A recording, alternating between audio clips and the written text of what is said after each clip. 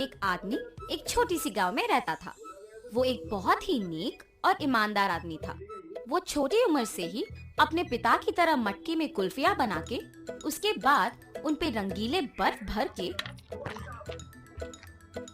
उन्हें बेचता था। कुल्फी, कुल्फी, मलाई कुल्फी, पिस्ता कुल्फी, बादाम कुल्फी, रोज कुल्फी, ले लो भाई ले लो। घर पे बनाए हुए ताजा कुल्फी, सिर्फ 5 रुपए में आपके मनपसंद कुल्फी। सभी बच्चे उसके जोर जोर से चिल्लाने पर, उसकी बात सुन के उसके बनाए हुए कुल्फी स्वादिष्ट रहने पर उन्हें खरीदते थे। ऐसे उसकी कुल्फी का व्यापार अच्छा चलता था। एक दिन जब नितेश कुल्फियां बेच रहा था, उसके पास एक बालक आता है। अंकल, जरा ये लेके मुझे कुल्फी देना। तुम सोने का चेन के बदले में कुल्फी मांग रहे हो? किसका है ये? ये चेन मेरी माँ का है। उन्होंने मुझे कुल्फी खरीदने के लिए पैसे नहीं दिए, इसीलिए मैंने उनको बताए बिना ये चेन लेके आया हूँ। ये लेके मुझे कुल्फी दे दो। तुम्हारी माँ को बताए बिना ऐसे इतनी महंगी चेन लाना गलत है ना बेटा? ऐसे नहीं करते। ये चेन अपने माँ को वापस कर दो। मुझे तभी पैसे दो जब तुम्हारे पास है। ऐसे कह के उस बच्चे को कुल्फी देके वहाँ से चला जाता है। मगर जब वो कुल्फी खाते हुए चल रहा था, उसे एक और कुल्फी बेचने वाला दिख जाता है और वो सोचता है, अगर मैं इस अंकल को भी ऐसे ही सोने का चेन दूंगा तो वो पहले अंकल की तरह मना करके मुझे मुफ्त की कुल्फी दे देंगे और मैं 2 कुल्फियां खा सकता हूँ। ये ऐसे सोचकर उसके हाथ में रहे कुल्फी को जल्दी से खत्म करके उस दूसरे आदमी के पास जाता है। अंकल अंकल, ये चेन लेके मुझे एक कुल्फी दीजिए ना। ठीक है बेटा, 1 कुल्फी क्या 2 लेके खाओ। ऐसे कह के बबलू के पास से वो चेन लेके उसे 2 कुल्फियां दे के वहाँ से चला जाता है। बबलू अपने दोनों हाथ में कुल्फियां देख खुश होके चेन के बारे में भूलकर खाते हुए वहाँ से घर चला जाता है। इतने में बबलू की माँ सोने का चेन ना दिखने पर घर पूरा ढूंढती है और तभी बबलू घर आता है। बबलू, क्या तुमने मेरा सोने का चेन देखा है बेटा? यहीं पे रखा था। अरे रे, 2 कुल्फियां मिलने की खुशी में मैं तो चेन के बारे में भूल गया ना। अब अगर मैं माँ को ये बताऊंगा तो मुझे पक्का डांटेगी। अब मैं माँ से क्या कहूँगा? ऐसे वो मन में सोचता है। क्या हुआ बबलू? मेरे सवाल का जवाब दिए बिना क्या सोच रहे हो? कुछ नहीं माँ, मैंने नहीं देखा। हाँ, ठीक है, तुम भी मेरे साथ चेन ढूंढो। शायद मैं यही कहीं भूल गई। वो बहुत महंगा है बेटा। ठीक है माँ। और ऐसे बबलू उसके माँ के साथ चेन ढूंढने लग जाता है, जैसे उसे कुछ पता ही नहीं। बहुत समय बाद जब उसकी माँ ढूंढ ढूंढ के चेन ना मिलने पर थकान के मारे दुखी होके बैठ जाती है। बबलू उसके माँ को दुखी देख सोचता है, उस चेन के खो जाने पर ही माँ दुखी है। मैं माँ को दुखी नहीं देख सकता। चाहे कुछ भी हो जाए, मैं माँ को सच बता दूंगा। ऐसे अपनी माँ के पास जाता है और कहता है, माँ, आपके डांटने के डर से मैं सच नहीं बता पाया। मैं कुछ नहीं कहूँगी बेटा, सच क्या है?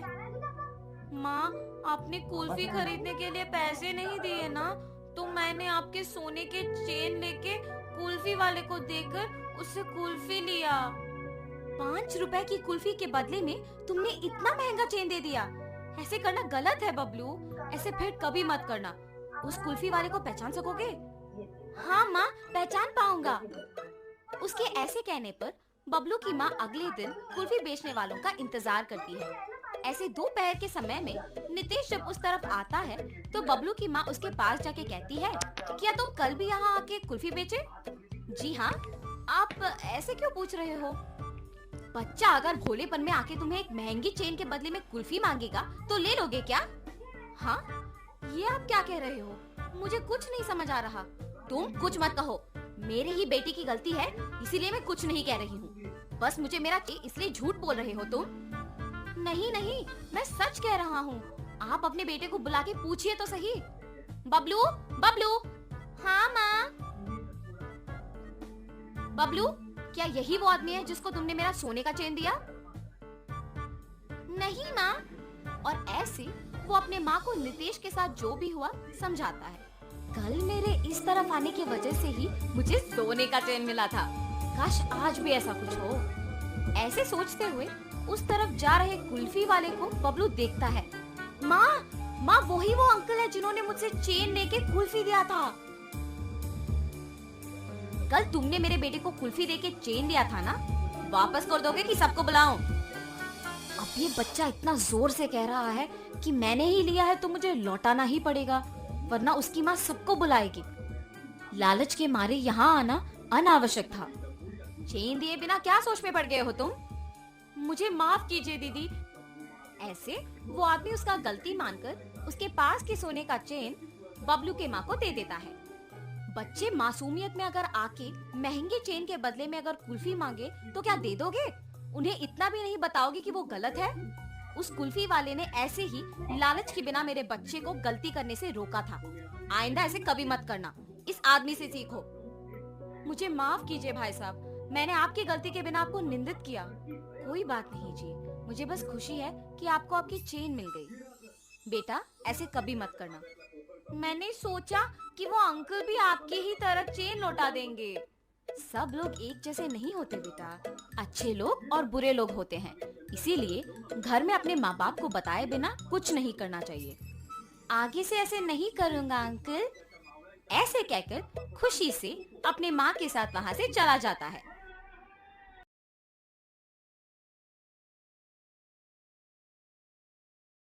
मिट्टी के बर्तन बनाने वाला एक व्यापारी लक्ष्मैया था।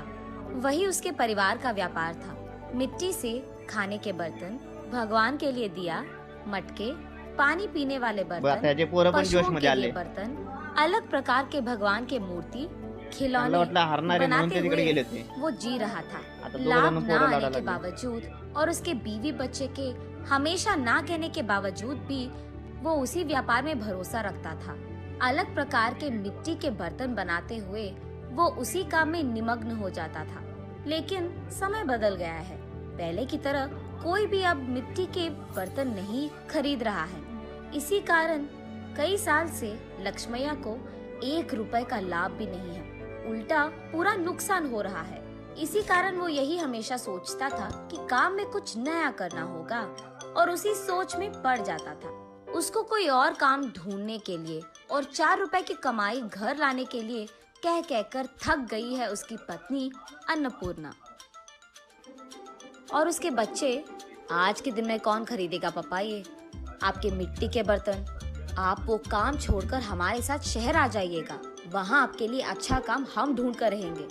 ऐसे भी बहुत बार बोलकर देख चुके हैं, फिर भी नहीं मानी लक्ष्मैया। और इस कारण बच्चे लक्ष्मैया से कुछ कहना भी बंद कर दिए। एक दिन लक्ष्मैया धूप में काम कर कर के थक कर वही मौजूद मिट्टी के मटके में से पानी लेकर पी रहे होते हैं। हाँ, इस गर्मी के मौसम में ठंडे पानी के लिए मिट्टी के मटके रखते थे। अब न जाने क्या हो गया लोगों को। मिट्टी के मटकों को छोड़कर मिट्टी को खराब करने वाले फ्रिज और एसी से काम चला रहे हैं। और मुझे समझ में नहीं आता कि उनको मिट्टी के बर्तन से काम चलाने में क्या ही प्रॉब्लम है। ऐसे सोच में पड़ जाता है और अचानक उसे एक योजना सूझती है। तुरंत उसके बीवी के पास जाकर ऐसे कहता है, सुनो, मुझे एक अच्छा योजना सूझा है। क्या है वो? अगर हम मिट्टी से फ्रिज तैयार करें तो कैसे रहेगा? लगता है मिट्टी में काम कर करके आपका दिमाग भी मिट्टी का बन गया। ऐसे क्यों कह रही है? तो फिर ये कैसी बात हुई? मिट्टी से फ्रिज कौन बनाता है? पागल हो क्या तुम? अरे ये बेवकूफी की बात नहीं है। सोचो एक बार, मिट्टी के मटके में कुछ भी रखो तो ठंडा रहेगा ना। तो फिर अगर मिट्टी से हम फ्रिज बनाएंगे तो उसमें भी चीजें ठंडे ही रहेंगे ना। ए चलो आप यहाँ से, मेरी बात कब मानते हो वैसे भी। चलो जाओ तुम यहाँ से, जो करना है कर लो। ऐसे कहकर अन्नपूर्णा वहाँ से चली जाती है। अगले दिन लक्ष्मैया बहुत कोशिश करके एक छोटा सा मिट्टी का फ्रिज बनाता है। ऐसे ही कुछ फ्रिज तैयार करके उस गांव के बाजार में लेकर जाता है। वहाँ वो एक भीड़ को इकट्ठा करके, ये मिट्टी से बना हुआ गरीबों का फ्रिज है, इसमें पानी डालने से ये खूब चलता है।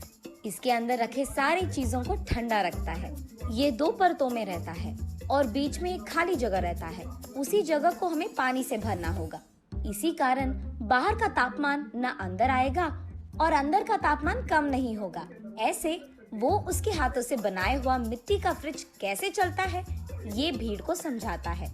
और क्योंकि उस भीड़ में से कुछ लोगों को ये बहुत अच्छा लगता है, वो लक्ष्मैया के पास फ्रिज को खरीद कर वहाँ से चले जाते हैं। बाकी फ्रिज को लेकर लक्ष्मैया घर पहुँचता है। उस दिन के कमाए हुए पैसों को उसके बीवी के हाथ में रखता है लक्ष्मैया। उन पैसों को देख आश्चर्यचकित होकर अन्नपूर्णा ऐसे कहती है, क्या इतने पैसे मिले आपको इस बार? आज गरीबों का फ्रिज कुछ बिक गए। बाप रे, ये सच है क्या? इसका मतलब तुम्हारे मिट्टी के फ्रिज को खरीदने वाले लोग भी हैं। चलो अच्छा है, कुछ तो आया हाथ में। इतने दिनों में कुछ पैसे तो घर लाए तुम। ये कहकर वो वहाँ से चली जाती है। ऐसे लक्ष्मैया उसके बाद कुछ और मिट्टी के फ्रिज को बनाकर बाजार लेकर जाता है।